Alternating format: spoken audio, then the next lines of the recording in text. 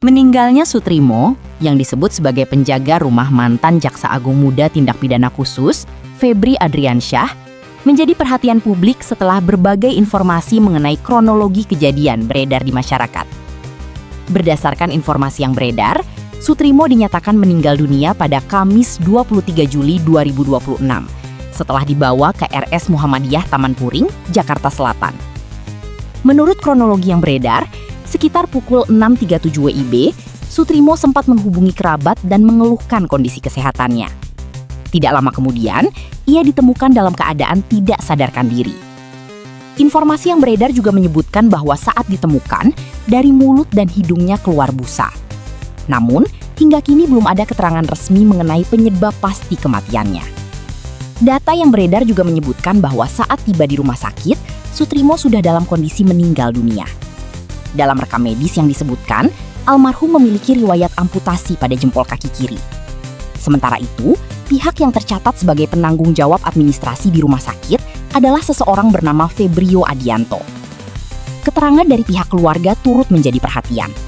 Mereka menyampaikan bahwa pada pagi hari sebelum meninggal, almarhum masih sempat berkomunikasi dengan kerabat. Pada malam harinya, jenazah dibawa ke rumah duka menggunakan ambulans dari Jakarta dan langsung diserahkan kepada keluarga. Pihak keluarga juga menyebut bahwa jenazah telah dimandikan dan dikafani sebelum tiba di rumah duka, sehingga keluarga tidak membuka kain kafan dan hanya melihat bagian wajah almarhum sebelum dimakamkan. Selain itu, keluarga menyampaikan bahwa barang-barang pribadi seperti telepon genggam, dompet, kartu ATM, dan pakaian disebut belum diterima pada saat proses pemakaman. Di sisi lain, keterangan yang beredar dari pengemudi ambulans menyebut bahwa layanan ambulans dipesan secara daring oleh seseorang yang tidak dikenalnya. Korban disebut dijemput dari depan sebuah klinik sebelum dibawa ke rumah sakit. Sementara itu, mantan karyawan klinik yang disebut dalam informasi tersebut mengenal almarhum dan menyatakan bahwa Sutrimo pernah bekerja serta tinggal di lokasi klinik tersebut. Pernyataan itu merupakan keterangan saksi dan belum menjadi fakta yang telah diuji dalam proses hukum. Berbagai informasi tersebut kini memunculkan banyak pertanyaan di tengah masyarakat.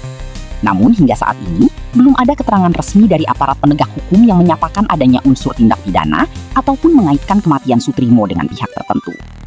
Karena itu, publik diharapkan menunggu hasil penyelidikan resmi apabila memang dilakukan oleh aparat. Setiap informasi yang beredar tetap perlu diverifikasi agar tidak menimbulkan kesimpulan yang keliru. Pada akhirnya, yang dibutuhkan bukanlah spekulasi, melainkan kejelasan berdasarkan fakta dan hasil pemeriksaan resmi. Hanya melalui proses tersebut, penyebab meninggalnya Sutrimo dapat dipastikan secara objektif.